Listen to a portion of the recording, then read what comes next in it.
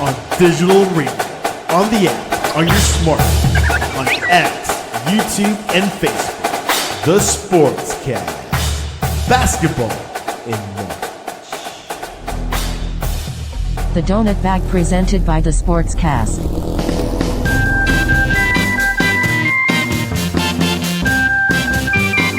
The Donut Bag, hosted by Joey Toscano. And here's your host, Joey Toscano. I'll never get over that. I don't know if I'll ever get over having an intro song. It is pretty darn cool. It is cool. It really is. Oh, well, hello, everybody. I already see people coming in. Love that. Yeah, glad Twitter's working this week. Welcome to the Donut Bag Podcast, part of the Sportscast Network. Welcome to everybody joining us live. If you want to join in on the conversation, we've been lucky to have people contribute, join in, and if your comments are safe for work, we'll throw them in, we'll include them in the podcast. If you want to join in the conversation, that I think the only way to do that is through YouTube channel. Just search for Joey Bag of Donuts V instead of an F, and that comes to my channel, and then we're live on there. So, all right. I like when shows start with previously on the Donut Bag. So it's been a couple weeks since we talked, right? We didn't talk last week. That is correct. Yeah, we weren't able to get together last week. So. Right. So okay. So it's been 2 weeks, and in the past 2 weeks, we've had some developments. Sorry, what? I said very little's happened in the quarterback. Very little's happened. Let's start with what actually has happened so far, and that is that there's been some movement on the quarterback situation. The Steelers got Mason Rudolph. Mason is back. Are we happy? Slow clap. I just, here's the thing. Like the thing that kind of took me by surprise was the amount of Steeler fans that I saw on Twitter that were actually somewhat okay with this. Like, okay, he's our guy. He can do it with the right tools. Let's go. I mean, no one was saying they're going to win the Super Bowl, but they seemed kind of content with him as a starter as a possibility. And I thought, is that what we've resorted to? Is that what we've, come to? Because, I don't know if you're living off those last 3 games where, he was the starter and they did, fairly well. But his last 3 games at Tennessee were nothing to write home about. To me, he's a Kenny Pickett kind of a guy. He's a Mitch Trubisky kind of guy. He's a career backup. He does what you want a backup to do. And how many times have we said that on the show, Joe? Is come in when you need to come in and don't lose games. And he does a good job of that. But I don't see him as an 18-game, 17-game starter. I don't see him as the answer. I'm not sure I want to see Aaron Rodgers here either. So, and that's probably a lot of the other Steelers fans are saying, and that's where they're going that way. And, Fields is gone since we last talked. He's a Jet. And then you have, Russell Wilson's flying every which way. He may be gone. And I just cannot get over the fact that we're watching this unfold this way. Obviously, if the Steelers were some magnet, some great place to be, some great place to play, I think Aaron Rodgers would have made his mind up a long time ago. But there's this back and forth, and we don't know. And, I remember texting you the last show, like, hey, we might know by 7 o'clock tonight what's going on. Well, hell, that's been 2 weeks. And here we are. And, now Steelers fans are getting pissed, like, we don't need you. And I don't know. It's a mess beyond belief. Mess beyond belief is a very good way to describe it. Mason Rudolph has had quite the impact on the Steelers in the past, 6 years, 5 years? I guess it would be 5. He was brought in the 3rd round, and he immediately pissed off Ben Roethlisberger. Ben got so mad. Yep. How dare you? How dare you try to get a quarterback to replace me? I'm only 79 years old. I'm going to do this forever. How dare you think that I'm not ever going to retire? Which was just, oh God, no, I don't even want to get into that. But so, and obviously he did not get along with Ben, and I don't think I don't know. I know Ben acknowledged that they don't get along, but anyway, they just didn't get along. But he started in his second year because or was it his first year? It was the year that Ben got hurt, 2019. And Ben blew out his elbow, and it was Mason and Duck Hodges. And in that season, Mason struggled. He got hurt. He had that ridiculous thing where he got a concussion or whatever, and they took off part of his helmet, and he looked like the Great Kazoo for a while. And then they put him on a cart, and the cart didn't work. Remember that? And then I remember Juju falling to his knees, all dramatic like. And then later that season, the Myles Garrett thing happened, where basically Myles Garrett lied and called him a racist in front of the whole country, and like Myles Garrett had almost no repercussions. Everybody thinks he's a great, wonderful guy, and we know he's well, never mind. But anyway, so he was basically determined, and he got replaced by Duck during that season. So he was struggling. He got replaced by Duck Hodges, God rest his soul, but he's not even in the league anymore. He's the husband of a popular country singer right now. So he's living a great life, but good for him. But so Mason was basically relegated to backup, never had a chance. When Ben retired, did not have one chance. They said, okay, we're going with Mitch Trubisky, then we're going to draft Kenny Pickett, and Mason, you're number 3, and did not even have a chance. And then Kenny Pickett gets hurt. The offense struggles like crazy. Mitch Trubisky's in there. He is horrible. And we think, oh crap, this is all Matt Canada's fault. Then along comes Mason, those final 3 games of that season, a couple seasons ago, and he lights it up, and he changes he changes everything, because he showed that it was not just Matt Canada, it was also the quarterbacks. If you had a quarterback that had that was worth anything, you could actually move the ball in this offense. And he changed the trajectory, because if it wasn't for Mason Rudolph, we would have said, oh God, it was all Matt Canada's fault. Kenny, you're fine. Kenny Pickett, we'll keep you, and we'll get a new offensive coordinator, and we'll stick with you, and we'll all live happily ever after. And then they realized, oh crap, maybe Kenny sucks. And that started the chain reaction of Kenny asking for a trade, them getting Russell Wilson, trading for Justin Fields. So Mason had a big impact on this franchise, but now he's back. And there's no way he could be the guy. There's no way he could be the 17 game starter. There's no way. No, don't forget the Oklahoma State, where he lit up Pitt for 6 touchdowns or whatever it was, and 60 points or something. There was that history. I was at that game. But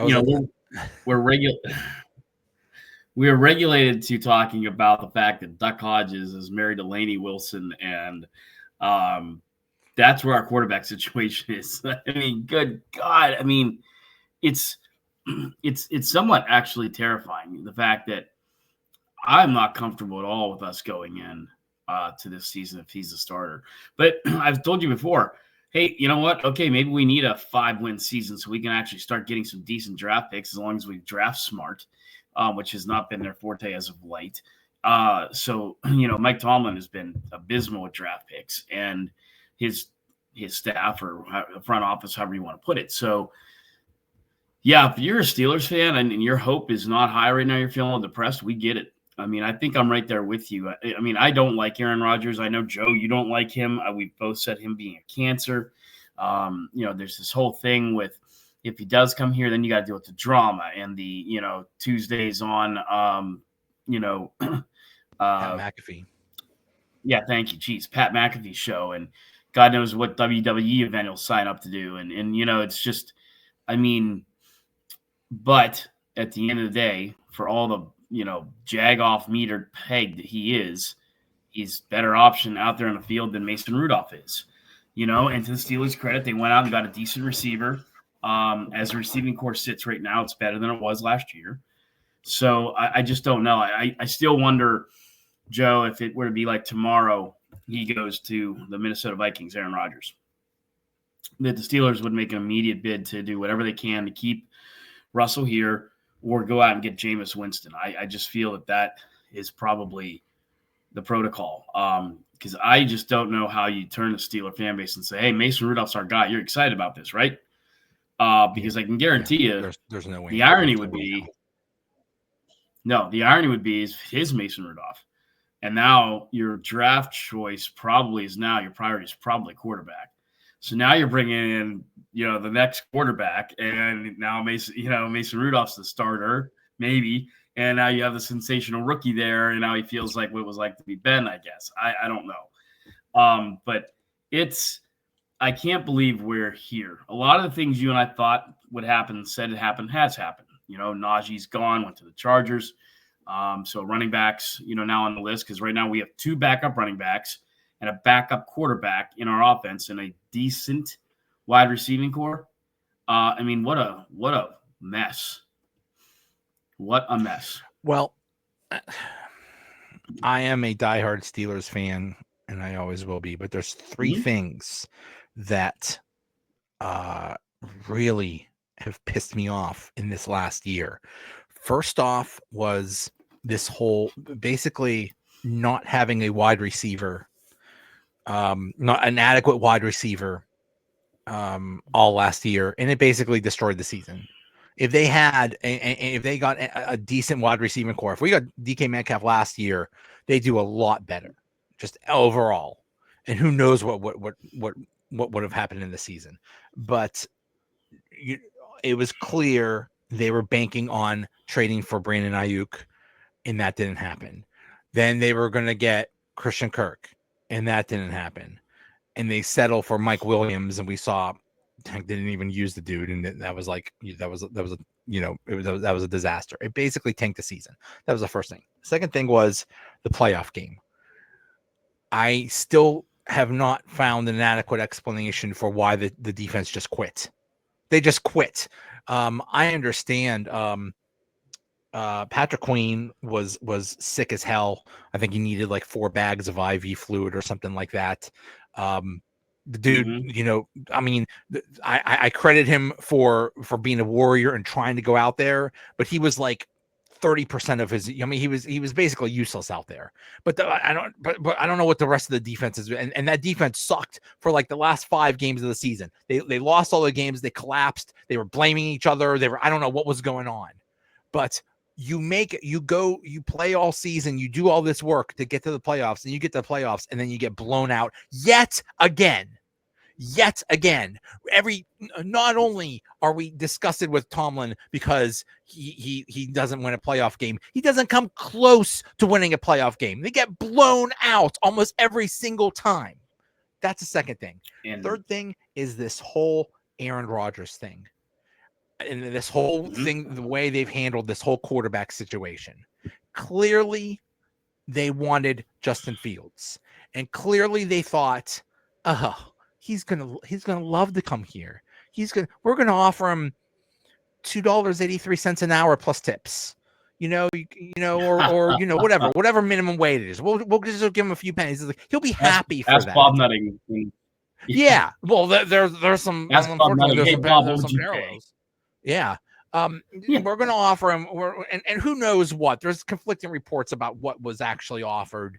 There was a report recently that it was actually almost the same as the Jets. But anyway, Justin Fields decided to go to the Jets. And can you blame him? Can you blame him when, and I'm not talking about that he got benched. I'm not talking about, he's like, well, he was 4-2. We were there during that time. That was a very iffy 4-2, and he contributed. It's not like he did nothing.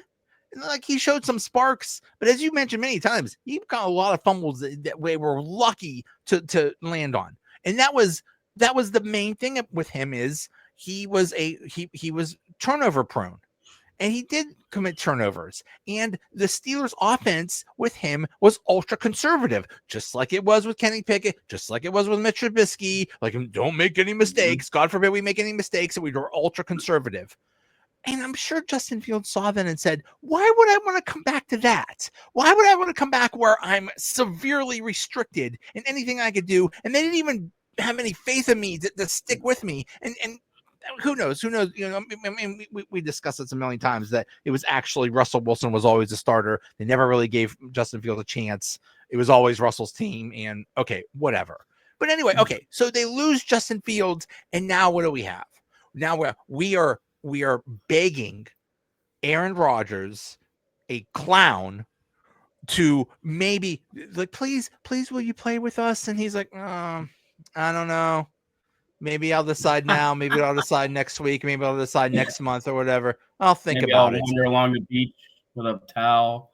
Yeah. He on the beach. You know, a staged picture, by the way, please. But this is where we are. This is where we are as a franchise. That this once proud franchise that we've been reduced to begging crazy idiots that are 800 years old. Well, please, will you play with us? Please. It's embarrassing. It's just ridiculous. So let me go with the Aaron Rodgers drama first, because I think that's pretty apropos. There was a time before he went to the Jets that the rumors actually started back then, that like him and Tomlin had this thing and this whole, and I think it's really getting to be baloney now. Oh, Tomlin, I want to play for Mike Tomlin. I want to play for Mike Tomlin, which I think is bull. Remember there was that, I think it was after one of the games, they kind of gave each other a look, and somebody even said, one of the announcers, they were winking at each other. Like they're winking at each other, and we're like, "Oh, holy crap!" And that would have been what now? 3 years ago. Yeah. So, 3 years ago, who knows? But either way, he's always been a bit of a jag-off. Although I will say, I don't know if you've watched a Netflix series about him. May change your mind a little bit on him. It's interesting the life he's had. I would say for anyone watching the show tonight, take a look at that. It didn't totally sway me, but yeah, I mean. Here we are, and with Aaron Rodgers, and it seems to me like I almost feel like he wants to go to the Vikings. I feel like we're not in the driver's seat anymore. I don't know, and that's the hard part about it, Joe. The better half of me, even again the Netflix thing and all that stuff, and understanding him a little bit better as a person. I'm not going to be heartbroken if he's not here, but at the same time, then I'm sitting there thinking it's Mason Rudolph.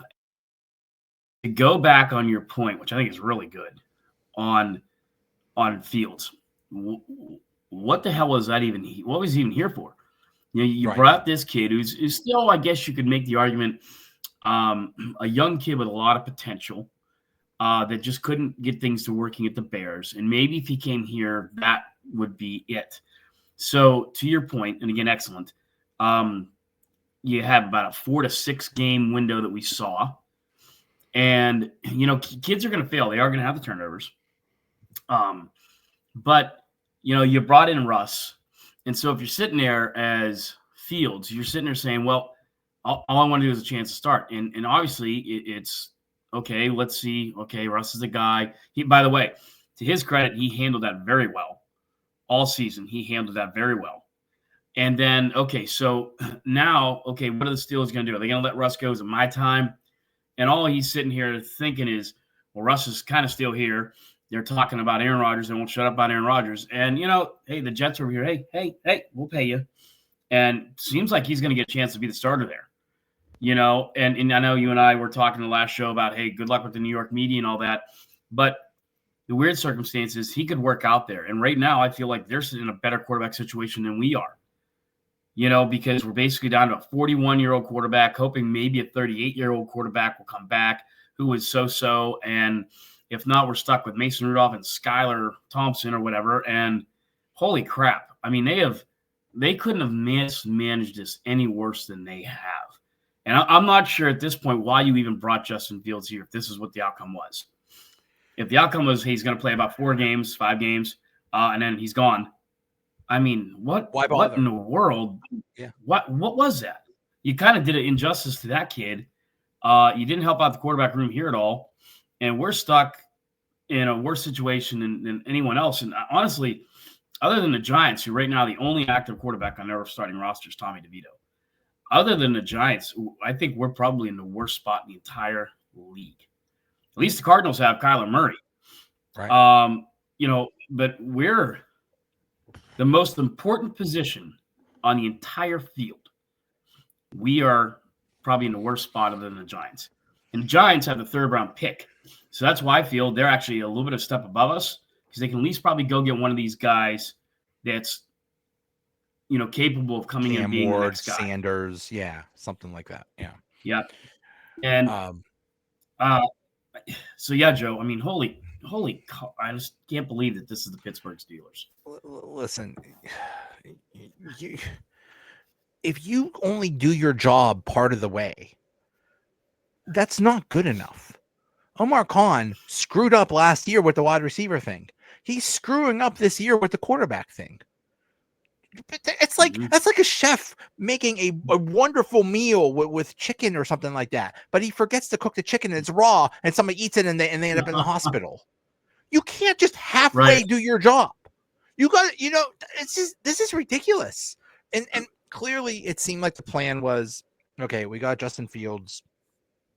We're gonna have him sit a year and hopefully correct all the mistakes he had from Chicago, and then we'll see how he is, and maybe he'll be the long-term option like that. And I'm sure they just assumed that they were going to keep him, and then and this is the first time that Justin Fields was actually allowed to go to another team. This is the first time he was actually a free agent. Right. So, and remember last year, it was very obvious that the Bears were going to trade him because they were bringing in Caleb Williams. And the thought was, well, nobody wants him. I mean, the Steelers got him for a 6th-round draft pick. But maybe the Steelers assumed nobody would want him this year. Like, hey, buddy, look around. Supply and demand. Like you said, the Jets need a quarterback. The Giants need a quarterback. The Steelers need a quarterback. It's like there's not enough good quarterbacks for all the teams out there. So this is just incredibly. And then I just don't understand this.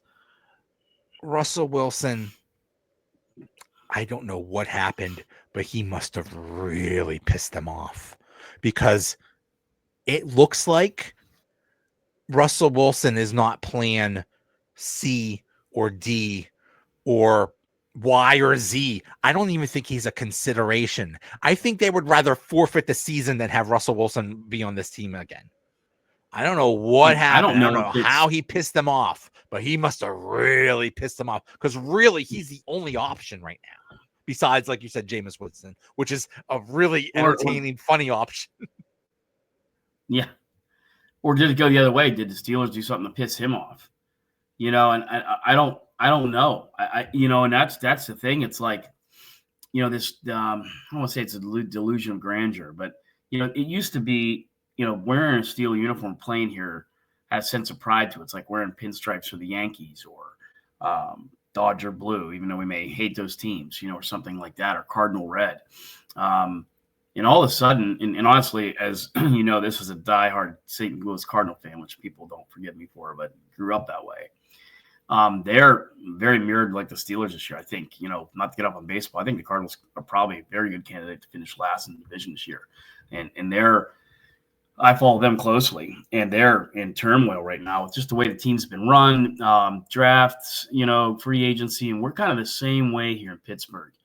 It has not been run well.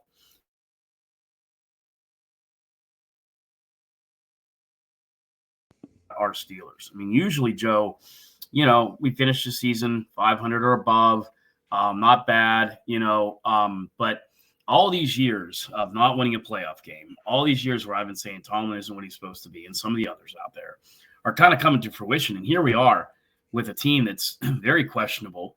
And, the main position on the team is really up in the air. And I guess I would have to believe that if they don't get Rodgers, they immediately do something to get Jameis Winston here, or something that ilk, or turn around and see, Russ, we effed up. We need you back. What will it take? Something, because again, back to the Mason Rudolph thing. If they sit there and they're going to tell us, say it's Mason Rudolph, I don't know. They're not sitting in a pretty position in the draft. I've been saying for years, ever since I saw him play in a bowl game and he slaughtered Penn State. Jackson Dart was my guy, but I was hoping that would be a secret, and he is just shot up the charts like you wouldn't believe. And now the common acknowledgement is that the Saints are really, really high on him. The Saints haven't drafted a quarterback in the first round since Archie Manning, believe it or not. Wow. And so he's sitting there at 9. I mean, you look at his college career, every year, he's the only quarterback in the draft this year where all 3 years his percentage completion has increased, rushing yards and touchdowns have increased, and passing. I mean, he's the guy, for some reason, he's flying under the radar. And I'm not sure why, maybe because it's Ole Miss and maybe they're not, they're kind of a B level, low A tier level, college program. And, but everyone knows, and when he came out in the combine, and he absolutely smoked the combine. I mean, it looked incredible. And so now, a lot of people had him going to the Steelers. Some still do. I don't see him lasting. And whether he or not he turns out to be the Messiah or he's a bust, there's always that guy that, is kind of like the comeback kid, right? The kid you don't see coming, the 1-2-3 kid when he beat Razor Ramon. This guy, and it's Jackson Dart. And all of a sudden, and I think someone will probably reach on him early. So, and there's not anybody out there, even in the draft, that really gets me going. So to me, it's like, I don't know whether I actually can't believe I'm saying this, to say, well, we start Mason Rudolph, we win maybe 5 or 6 games, we're going to suck, and maybe next year will be better. But I can't, 40 years of being a Steeler fan, Joe, and I can't ever remember being that way, but here we are. And a large part of that is this quarterback situation that they have just mangled. Absolutely mangled. And again, look at it this way. Okay, let's say Aaron Rodgers comes. Aaron Rodgers drama. Aaron Rodgers is now here. Here comes the drama with him. They probably have a winning season behind Aaron Rodgers, as much as I hate to admit it. Maybe we need a losing season. I don't know what to say. It's just it's perplexing. Let's say they get Jackson Dart. Let's say they would, like you said, he's not going, especially now that they don't even have a second round draft pick. They have to get Jackson Dart in the first round. That kind of ruins their draft, because it is clear that they need to spend that first round draft pick on a defensive lineman, because they ain't done diddly squat. Oh, good, we got Isaiah Loudermilk back. Okay, good, thank God. So I mean, obviously they want to get a defensive lineman in the first round, but if they have to waste it on quarterback, and you don't, so you waste your first round pick, you don't even have a second round pick, you hope your third round pick does something, like what that's just ridiculous. Well, and sorry, go ahead. No, all of it's true what you said, and that's the part I'm saying, Joe. It's almost unprecedented if you don't get this figured out with quarterback, and we aren't at least going into the season with Rodgers, Winston, or Russ, at least 3 starters that have proven themselves, all to different extents. You basically you're right, back yourself in you almost have to go for a quarterback if one's available there that's worth any ilk, and you're right. And that's the other thing too. We have so many needs. The needs are many. Defensive line, running back. We have 2 backup running backs right now. One thing you can always say about Najee was, I know Leanne loves him, who's been on the show with us many times. I'm not as big of a fan. I thought he was meh. I thought he was okay. Okay running back. He may go to San Diego and really be something, or he may just be meh there too. Either way wouldn't shock me. That's the weird part about Najee. He didn't suck. He wasn't great, but he's going and he's gone, and now we're stuck with 2 guys that between them had more fumbles than he had his entire career here. Najee didn't fumble the ball. He only had 5 fumbles. One was actually one after you catch him the ball as a receiver. So as a running back, pure running back, 4 fumbles over 4 years. He didn't fumble the ball. That's one thing you want to ask of a running back that's brilliant. So that's gone. We have 2 backup running backs, Mason Rudolph, a quarterback, and a young offensive line where you and I both agree is probably a little bit better than what I think a lot of people think they are. I think they'll gel, and that's maybe the one highlight of the team, providing everything works out and they stay healthy. So, but you're at this spot where I can't remember being in a position where I don't know what the hell they're going to do in the draft, Joe. The draft show will be interesting because it's all up in the air. Yeah. And you can got a comment there, Joe. You can draft a quarterback early, but I mean, if it's not a good quarterback, I don't want to draft a quarterback early. You go back and you look at the draft class from Kenny Pickett's draft class, it sucks. There's not one guy from Kenny Pickett's class, not one, that's a starter in the NFL today. Not one. Yeah. So make a grab early. Well, you could, David. You absolutely could. But you just don't grab a quarterback to grab a quarterback. But Dave brings up what I was about to say, and this is what a lot of people are saying is, and we're almost starting to sound like the Pirates. I keep hearing this. Well, this is a bridge year. Wait till next year. Wait till next year. Look at all these comp picks we're getting because we lost all these people. Wait till next year. Oh my God. This is exactly what the Pirates do every damn year. Oh, look at all the prospects we have. Oh my God, they're look at what we're going to do in the future. Like, oh my goodness, is that what we're doing? Are we just punting on 2025? Because that's what I'm hearing a lot. Is don't worry about the quarterback this year. Well, we're going to play somebody. we need adequate staffing at the position here. We're going to punt our brains out. Seriously, I don't mind. I actually don't mind where David is going at the end of that comment. Worst case scenario is we're top 10 next year and prepare anything else. Well, then why waste it on a quarterback? Go with Mason Rudolph, and we're sure as hell probably a top 10 next year. Don't waste a pick on a quarterback we aren't sure of, because it's a pretty steep decline after the first 3, let me tell you. You may hit luck with like a Will Howard or somebody like that. I mean, he's so big. And a kid from Houston too, but you can grab those guys in the 3rd or 4th round. We're talking, first round draft pick. And if you look, and what scares me is the history. So you go back to 01. Look at this, 7 picks in a row. 01, Casey Hampton, 19th pick. Kendall Simmons, 30th pick, 02. Troy Polamalu, remember him? 16th overall. Ben Roethlisberger, you may have heard of him, 11th. Heath Miller, 30th, tight end. Santonio Holmes, he did pretty well for us too. And then Lawrence Timmons, not bad, not exactly a Hall of Famer, but those are great picks. You fast forward to the last 7 picks here, or Bud Dupree, 2015. That didn't work out too well except for 1 year. Nope. Exactly. AJ Burns, that was great. Or Artie Burns, I'm sorry. Artie Burns, 16. Yeah. TJ Watt, 2017. TJ Watt worked out well. Terrell Edmonds, 2018. No. Devin Bush, 2019. Bad. Yeah, 2 thumbs down. Najee Harris is meh. Kenny Pickett, total bust at quarterback. That's why you don't reach too early on a quarterback, because he's on his 3rd team in 3 years. Jones there in 2023. And then, Fontanu there in last year. So very unimpressive list over the last 9 years. All those Tomlin picks, so I backs up what David's saying a little bit. Those were higher picks, 20s and back. Fall on your face and pick top 10. Maybe you could do better then. Although Devin Bush, they traded up to the 10th pick, right, Joe? I think to get Devin. Right, yeah. Yeah.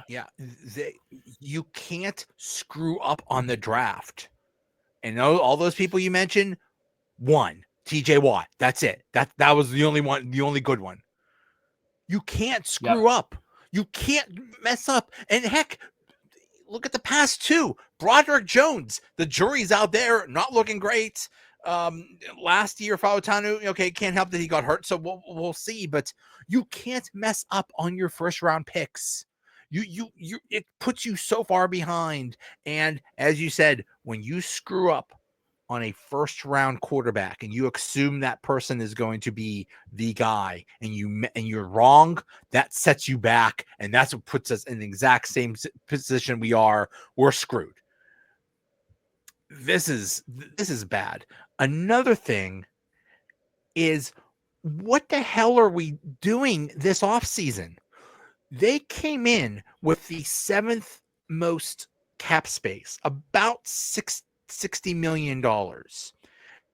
And let's just talk about who they lost.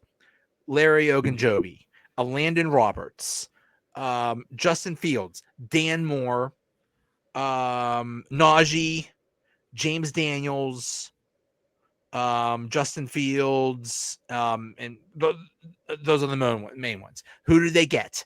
Darius Slay, DK Metcalf, Kenneth Gainwell, Malik Harrison, and Thornhill, and there might be a couple other ones, but they've lost a lot, and they picked up some things, but it's like, I don't know what they're doing. When you have the 7th most money to spend, what have you spent it on? Basically DK Metcalf, and that's it.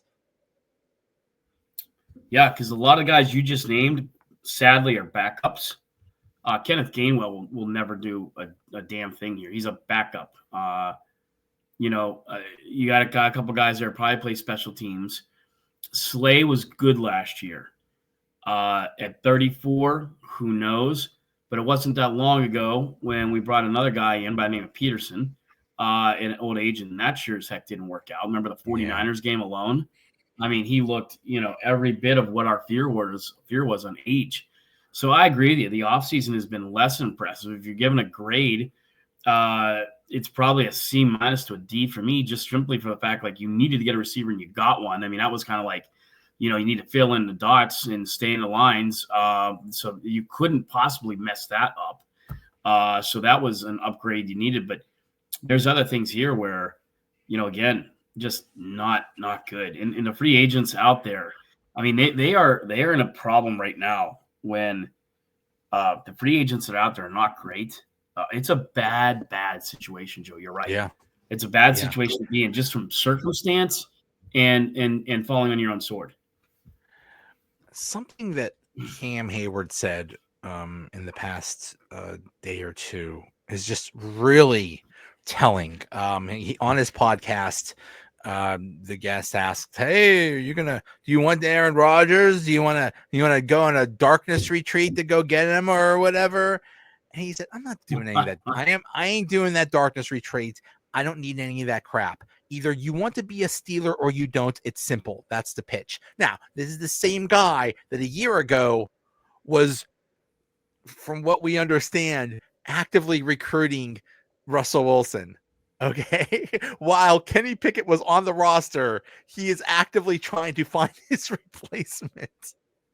And now this year he's like, whatever. And I'm sure, I'll bet he thinks the exact same way that we do. It's like, hey, we're the Steelers. What do we do? Why are we dealing with this clown that just says, "Oh, I don't know if I want to be here. I'll think about it."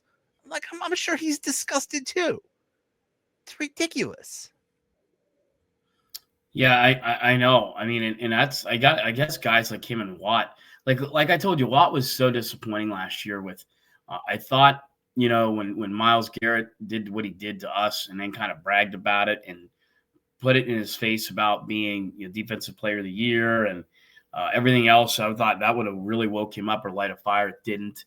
Fact faming, he definitely regressed. He had a horrible second half of the season, did TJ Watt. And yeah, I mean, and now you're in that kind of negotiation with him.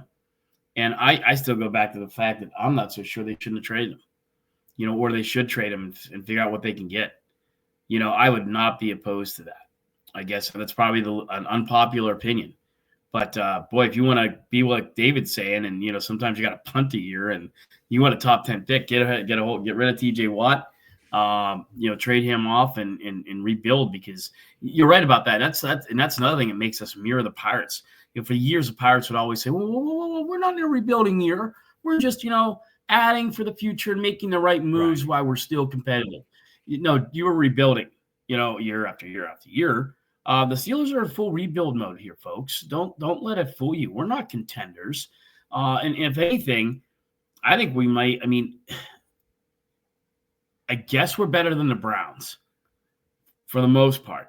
But I'll tell you what, the Browns can draft Abdul Carter, and they've got him and Garrett. Holy cow. That offensive line better gel real damn quick for the Steelers. So who knows? But the Bengals, I'll tell you what, they paid the money. They got their guys there. You may put 50 up against them, but they may put 60 up against you. That's the thing. And I still go back, and I'll go to my grave saying this, Joe.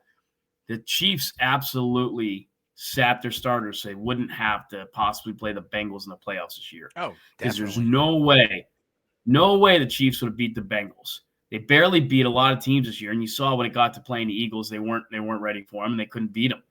And they were afraid, as I think a lot of teams were, of playing the Bengals because I don't think the Chiefs were capable of putting up 40 points against them. Maybe the Bills would have been, but so, again, we're just not in a good situation right now. And we've been doing a show for a few years now, Joe. And we've always been at least a solid foundation. Hey, we can build on this. We can build on that. But damn, man, it's tough looking at our Steelers right now. It's tough to get excited. It's tough to be confident. I don't think we're anywhere near Baltimore. It's usually neck and neck. Ravens, Steelers, here, and here are the Ravens, and we're, I don't know. I mean, I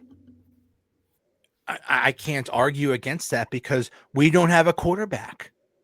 We don't know we don't know what's going to happen. And even if they get Aaron Rodgers, all the other crap aside, he's 41. He's going to be 42. What do you expect from a 41-year-old? Did we not watch how he was with the Jets? He had like 2 or 3 good games at the end of the season, back basically in garbage time when he was just messing around with Devontae Adams, and people think he's still good. There were like 10 games where he was absolutely awful. Are we forgetting that? Another thing is, if he is the quarterback, basically half of what Arthur Smith wants to do, you just throw it out the window. And you think, and the funny thing is, they're mad at Russell Wilson probably because Russell wasn't wanting to do his own thing. You don't think Aaron Rodgers is going to do that? You don't think Aaron Rodgers is just going to call whatever the heck play he wants? My God. No, it's almost like you got to put back the Aaron Rodgers drama on the crawl because, I mean, if they get him, he is not going to come waltzing in here and determine, like, we are going to do this together. I'm going to lead this team. We're going to back where it's going to be. He's going to come in and be like, yeah, okay, you're paying me money. And, who has the best pizza, which will create a whole other debate. We'd have to have a show about that. Meanwhile, your GM, Omar Khan, if he had a pizzeria, you'd only get toppings on half the pizza. It would be, it would be not even cooked. Right. Yeah, that's the Bob Nutting special. No, and that's the thing. And look, guys, we're not being Debbie Downers here, or the captains of pessimism. It's just, I think it's cold hard fact, folks. And look at David's chiming in there about who's this generation's Cliff Stout. We're the Cliff Stout era. We really are, and it's kind of hard. It's kind of hard because Mitch Trubisky was this generation's Cliff Stout. And Kenny Pickett was this generation's Mark Malone. And so we're looking for Bobby Brister at this point. We're looking for Bobby Brister. You know who's this generation's Bobby Brister?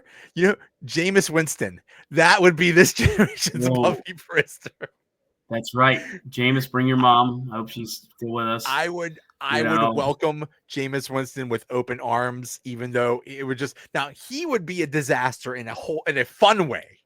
It would be right. It would be right. He's going to throw 3 or 4 touchdowns a game. He's going to throw 3 or 4 touchdowns and 6 interceptions. It would be. He'll throw 6 interceptions. Yeah. Yep. Yep, that's exactly right. But I'll tell you what, if we woke up tomorrow and they said Jameis Winston's coming here, I'd feel a little bit better tomorrow than I Yeah. do right now. Yeah. Sad to say. Sad to say, but that's how I feel. I'd be because what the heck, Joe? I mean, I cannot. And that's the thing.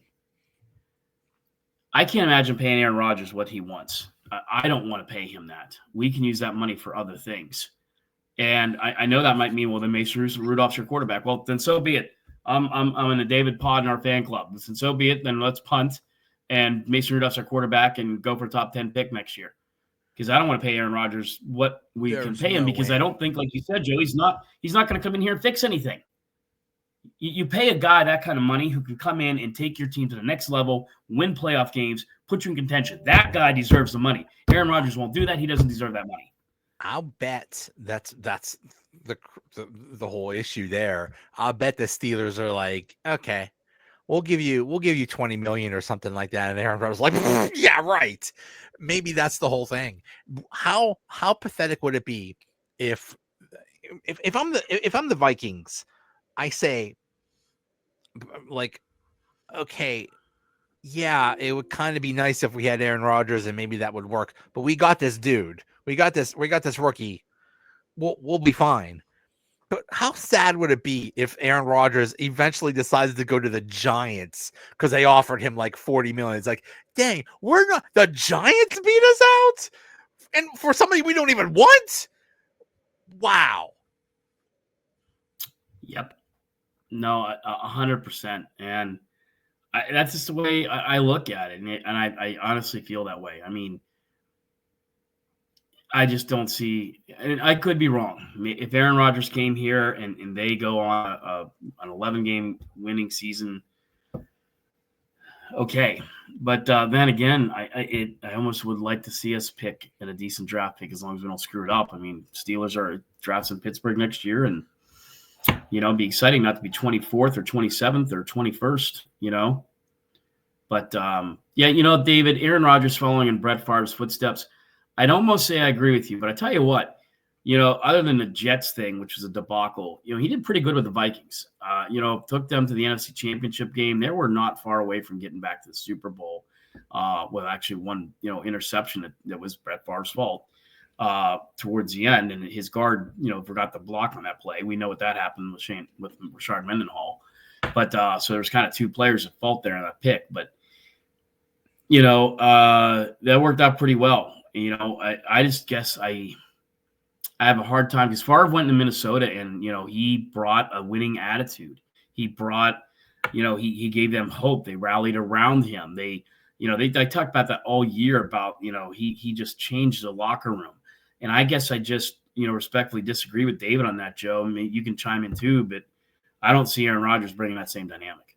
In his first year, and this is almost crazy with the parallels. In his first year with Minnesota, Brett Favre was 40 years old, and he had 33 touchdowns and 7 interceptions. His last year with Minnesota was a disaster, 11 touchdowns, 19 interceptions. But like you said, 33 touchdowns for a 40-year-old is very impressive. But I think to me, it just seemed like Favre was in better shape than Aaron Rodgers is now. Just seems like Aaron Rodgers is like can barely walk out there. And and in that case, maybe you and David are correct. I mean, what version of Brett Favre, Aaron Rodgers do we get? Do we get the 33 touchdowns, 7 picks? Right. Or do we get the 14 touchdowns and 18 picks? In that case, that's probably not a bad point from David. I mean, you like so and especially when you look at what you're going to pay him, you're going to pay a guy to come in and throw 14 and touchdowns and 19 picks, which is what we could get for Jameis Winston for like 40 million less. Right. Hey, Jameis Winston only did this. Well, that's no bad. We only paid him $9 million. Right. Who cares? Right. Oh my goodness. Yeah. Just wow. I just can't believe we're here. Now the thing about the Browns, there's talk they might actually get Sanders, which is also hilarious because I don't think he's good enough to be the number 2 or number 3 pick or whatever the Cleveland's getting. But anyway, if they don't get Sanders, I don't think they're going to rock with Kenny Pickett. And Russell Wilson actually did go there. How funny would it be if Kenny Pickett goes to a team and then Russell Wilson takes his job yet again? It would be great. It's deja vu all over again. And, as much as we're kind of poking the Steelers with a stick here tonight, the Browns, I mean, they're not known, for any of you who are just joining the show, they're not known for their quarterback prowess or picking quarterbacks right or bringing free agent quarterbacks in. In fact, probably in NFL history, they are the worst by far. And so I guess that's the only parallel to Joe's point. But the sad parallel is if it was like you want to cry that we're in the same damn spot that they are in the quarterback realm. I mean, hell, Joe, we sat here for the last I don't know how many minutes now talking about we didn't even get to anything else, and there's a lot else that they have holes to fill. We haven't even gotten up the damn quarterback shit. I mean, we can go running back, we can go defensive line, we can go, linebacker. It's just. Figure it out. I mean, for the love of God, by Friday or Saturday, figure out what the hell you're doing at the quarterback so we can figure out what we're going to do, how to fix the rest of this mess. What if he waits till another couple weeks? Like what? Which he could. What? I don't know. I don't know. Russell Wilson can't be that bad. Well, he can't be that bad, but he seems to be that mad. Like you said, I think you're probably more right than I am. I think he's pissed off at the Steelers. I don't think it's the other way around. I don't think the Steelers can afford to be pissed off at anybody right now. Right. I mean, they really can't. If it is that they are pissed off, which you're probably it's the other way around. But dude, guys, just what's the Mother Goose rhyme or whatever it is with the two dogs and a bone, and the dog sees his reflection in the pool and the pond, and I mean, my wife would be upset. She knows those things back and forth. I always forget them. But I mean, good God, we're talking about the Pittsburgh Steelers. Yeah, a storied, historic franchise. Which, by the way, when DK Metcalf came here and he had his press conference, they said, well, what sold you on the Steelers? It's like, well, they're the Steelers. They're a historic franchise. You don't have to sell me on them. They are the Steelers. And that is a great response. But are they? Are the Steelers the Steelers? Or are we just some, I don't know. We're no better than like Jacksonville right now. Yeah, have you been watching lately? Because, we are the Steelers in theory. But I don't know, and I wonder about that too, Joe. I mean, sorry, go ahead. Okay, I'm gonna go. I was just gonna say I've heard it said that there's no way Dan Rooney would even consider this Aaron Rodgers thing, and I think you're right. I think Dan Rooney ran this team a lot better than Art is. No, we've been saying that for weeks. I mean, the way when I say the old man, that's a term of endearment, right? It's what they called Art. Wolf and Tunch always talk about it all the time, the old man, and Terry Bradshaw called him the old man. And but Dan was the new old man. And that's the thing. I mean, there was a picture of all people who honestly now seems maybe finally coming back down to earth.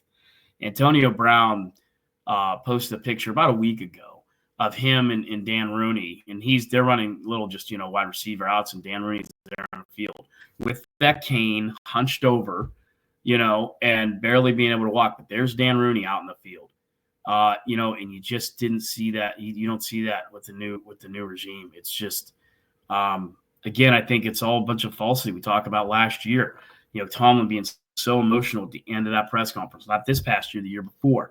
We thought, okay, maybe they're being held to fire because 2 days later, Art III goes in there and gives him, we can't do this. We got to be better. And what's he do? He gives that idiot a 3-year contract. And this year's press conference was the same as the other 16, Like, obviously, and, we don't live in our fears. And speaking of living our fears and the whole Tomlinism crap, the garbage that spews out of his mouth constantly, it was, we are looking for volunteers, not hostages. Well, Aaron Rodgers, brother, he is holding your ass hostage right now for the last couple of weeks. And yet somehow you're entertaining that. And you want to say, well, we believe in volunteers, not hostages. Because Aaron Rodgers isn't volunteering crap. He is literally, you're right. He is literally holding us hostage. He's holding the entire franchise hostage. This entire situation has been holding the entire franchise hostage. Because I guarantee you their plan was, okay, before free agency hits, we're going to sign Justin Fields, and then we're going to know how much money we have, and we can spend it on this, this, and this. And now it's like, we don't know how much money we're going to spend because we don't know who our quarterback is, because we don't know anything. This ruined this offseason. Completely. I think that's what you and I were saying all along. Like, they should have just said, okay, Justin Fields, you're our guy. If it works out, great. We got you for a song. We're going to pay you. And we got our young quarterback who has plenty of years left and can improve. But they messed that up, and now we're sitting at, we're watching Cocoon instead of watching, a young kid try to get a possible, start in the NFL, a new start. And they had success with Russell Wilson. Yeah, it fell apart at the end, but a lot of things fell apart at the end. They had success, sure. And this is a better offense. Hopefully the offensive line is better. Now you have assuming they keep Pickens, you have a good wide receiver core, and who knows? Maybe this what's his face, Roman Wilson. Maybe he'll be a good third option or whatever. Right. But you have a better offense, and Russell can do it, and Russell's specialty is the deep ball, and you have now two wide receivers that their specialty is a deep ball. It's a good marriage.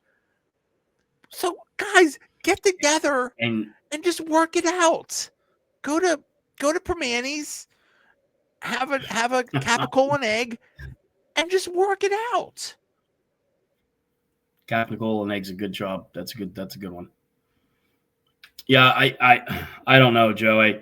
It just is unbelievable to me that they somehow fixed the quarterback room like they did last year, and we're back at square one this year. I don't know. I guess I would actually be somewhat comfortable if Russell Wilson did come back, but I don't know. You might be right. Maybe I wasn't looking at it the same way you is, but maybe that ship has sailed, and it's not coming back. And if that's the case, I mean, they're really up that creek. They really are. I don't know. And I just can't believe. Yeah, I mean, I can't either. Even last year, going into the draft, we were like, okay, here's what they need to do. This is kind of almost unprecedented territory for us, at least since, 1969 or the 80s. We just, I don't know what it is a deep draft for defensive linemen. There's quite a few very good ones. There's a couple linebackers out there that I think they could grab that might make a difference. But to your point, to David's point, do they get happy feet? And if the quarterback situation is Mason Rudolph, now they're giving a hell of a hard look at a quarterback in the early rounds when they might not have had to. I think they would take Jackson Dart, but I don't think anymore that Jackson Dart's going to be there when they're there, or Jackson Dart for months. I mean, months was second-round pick, which is why a lot of people had him. Steelers have an early pick in the second round, had them. Good chance he's going to the Steelers. And I don't care what anyone tells you, and I've told you before, I've covered the NFL Combine, and if you do really well there, which he does, the media will run with it. Now you have Mel Kiper and every other guy on ESPN and the NFL Network are in love with this guy. Well, scouts follow that, teams follow that, whether they tell you that or not, they do. And now all of a sudden, Jackson Dart, who was, and that's not because he sucked, that's because Jackson Dart went from a second-round guy to now they're talking top 10. There's still some guys out there thinking he'll fall. I don't know, but I just don't think he can be a Steeler. I desperately would love him to be a Steeler, and after that, I think it falls off pretty quickly. Will Howard's huge. He's everything you want. But his pro day, as good as Jackson Dart's was, his was bad. And now you look at it and you say, well, he's a winning quarterback, right? He just won a national championship. But he had a running back that's probably going first round, maybe early second. That's another guy the Steelers, could be getting as the Ohio State running back, who I would be fine with. I'd be good at. And you had 2 wide receivers, probably the best wide receiver duo in the country, arguably, especially in the last 2 months of the season, which is where it counts. And that's another guy I would love to see the Steelers snag. I don't know if he'll last. But now you got to wonder, well, you were just a product of the offense you were in. Because when you took all that away, the guy had one of the epic meltdown worst combine performances. I think you can look it up on YouTube. He missed everything. He couldn't hit a barn. And that affects you. So that's why I think you see a lot of these quarterbacks saying, oh, no, I don't want to be in the combine. Pro day they'll do because pro day they can use their own receiver. Pro day they can use their own receiver they can work with up until the pro day. That had to combine, really suck for Will Howard because he was in the national championship game. I mean, he played when was that? Like end of January? And when was the combine? Like middle of February. I mean, he only had like a week or 2 to prepare for the thing. That shouldn't excuse him, but still, all these other people, they've had months to prepare for it. And he basically was just, preparing to win a national championship. And then he has to go in. So I mean, that's something that other, you have to consider with this new, college playoff thing that they're playing so late. I mean, that, that could be a cautionary tale. A lot of them will just skip the combine now, but I don't know. I haven't felt this pessimistic about the team in a long time. I just can't believe this is where we're at. And I just, it's just funny that we think Mason Rudolph, like you said, has this, people are actually optimistic about him, and nothing against him. Maybe he will be good. All they need is for someone to operate the offense. Just operate the offense. I mean, in theory, you have your weapons now. So, and as long as the offensive line holds up and hopefully they get a running back, you could do things, but I don't know. There's just so much uncertainty now. I just can't believe we're in almost the end of March and we don't even know who our damn quarterback is. I just can't believe this.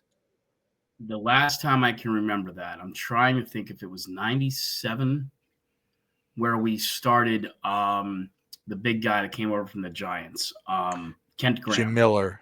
Kent Graham. Yeah. Kent Graham, number 11. I mean, 6'5", had every tool, but he just stunk. He had the mobility of a turtle, and Cordell eventually kind of came in, and we've always said on the show, Cordell was ahead of his time. I think if Cordell Stewart were quarterback now, I think he'd be better than Lamar Jackson. He was incredible for what he could do. Now, he would also turn the ball over, which Lamar Jackson doesn't do. But I think that's about the last time I can remember being this bleak. At least with Cordell, you were kind of sitting there thinking Cordell could do it. He's not starting. We're not sure why, but we're ready for it. We're ready to see what he can do. And they started Kent Graham, and that lasted, 3 weeks, maybe? But that's the last I can remember anything like this with the quarterback situation. Who is this generation's Neil O'Donnell? That's what we need. Who is? I don't know. And I remember that too, right? I mean, we went through all those block quarterbacks, and I'll never forget. It's actually kind of a special game for me. I remember my dad. It was one of those deals where, I had no idea what was coming, but he came home, or he picked me up at school. And homework done, blah, blah. He goes, okay, well, we're not going home. We're heading down to Pittsburgh. I'm like, what are we going to Pittsburgh for? It was a Monday night game against the Giants, which they hadn't been on Monday Night Football in a long time. It was 1991 or I can't remember, 92. But they actually were starting to blossom all of a sudden. It was Cowher's first year maybe. And they put Neil O'Donnell in. And the Giants had him up the Giants were up 20-3 at halftime. And O'Donnell brought them all the way back, and they lost in overtime 23-20. And Everyone couldn't believe it. Everyone's in the stands at 3 River Stadium, like, look at this guy. Where's this guy been? Like, he's passing the ball and it's accurate and it's on target. And, and then Neil O'Donnell became the eventual starter and we had what we had with him. Good, bad, and ugly. But yeah, that's we don't even have Neil O'Donnell right now. Maybe Mason Rudolph comes in, Joe, and makes. I was going to say maybe Mason can be our Neil O'Donnell. Yeah. And maybe he's an AFC comeback player of the year. And take us to the Super Bowl and then throw the game because he has ties with the mob. Maybe that'll be Mason Rudolph's allegedly future. I don't know. I would welcome that. If Mason Rudolph takes us to the Super Bowl, I will be so happy. He'd be the biggest Steeler hero in years. The Mason Rudolph jerseys would be off the shelves. The bobbleheads would be out. I mean, there'd be a song sung by some bad band, down near Charleroi somewhere. They come up with a Mason Rudolph song, and it would be, but yeah, I believe it when I see it. We'll see. And like sands through the hourglass, so are the days of our lives. The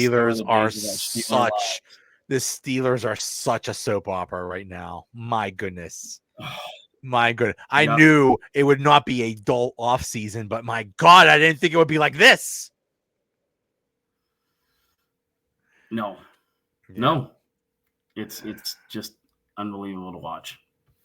Well, thanks to everybody for watching live. Thanks for Dave for the comments. And Dave, stay tuned. That's what they say at the end of every soap opera. Stay tuned for scenes from our next episode. We'll see. Yes. All right, Joe. See you, everybody. Good night, everyone.